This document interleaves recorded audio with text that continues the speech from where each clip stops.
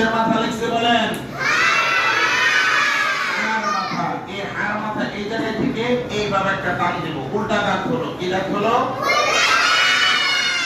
এরপরে দেখেন মাথা হবে সোজা টান, বাঁকা না। আইনের মাথা লিখবো, এইভাবে নিলাম, আবার উপরে নিব সোজা, আবার বাঁকা করে এইভাবে। দেখছেন? এই জায়গা থেকে শুরু করে আবার এদিকে দিয়ে দিলে এটা গেল আইনের মাথা। এতটুকু টান দিলাম, উপরে নিলাম। এখন কি আলিফ হলো, কিন্তু কি হলো? আমি যদি এদিকে আরেকটু মাত্রা দিয়ে দাগ দেই তাহলে এটা আলিফ থাকবে না লাম হয়ে যাবে? এই হলো লামের মাথা। উল্টা দাও, হার মাথা, আইনের মাথা, লামের মাথা।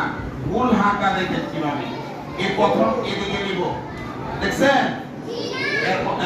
দেখেন না আপনি? আচ্ছা, এরপরে উপরে সুতা নিব, খেয়াল করছেন? এই সুতা নেওয়ার পরে এটাকে গোল করে আবার সুতা টান দেব। বলেন হার মা গোল হা, গোল হা। এখন আমরা এক দাঁত লিখবো, এক দাঁত লিখে সুতা টান দেব। দেখছেন? এটাকে রাউন্ড করে এই আলিফটাকে এইভাবে বাঁকা করে দেব। এখন এটাকে গোল করে দিব।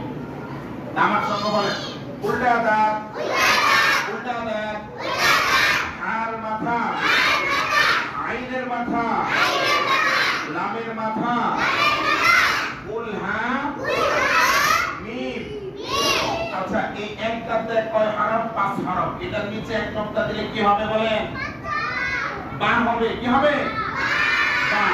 আচ্ছা, এটার নিচে যদি আমি 2 নকতা দেই তাহলে কি হবে বলেন তো? এই যে গড, মাশাআল্লাহ। এখন যদি উপরে এক নকতা দেই তাহলে কি হবে বলেন তো? Good, good. এটার উপরে যদি আমি আরো 2 নকতা দেই, এক নকতা দেই কি হবে? তা। এখন এটার উপরে যদি আমি 3 নকতা দেই কি হবে? মানে উল্টা দাঁত দিয়ে আমরা 5 হরফ পেলাম। এখন এটা হার মাথা আছে, যদি উপরে এক নকতা দেই তাহলে কি হবে বলেন তো? খ। উপরে এক নকতা দিলে কি হবে? এখন আপনারা বলতে হবে নিচে এক নকতা দিলে কি হবে বলেন তো?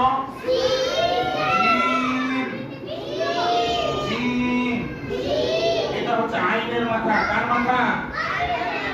উপরে যদি এক নকতা দেই তাহলে কি হবে?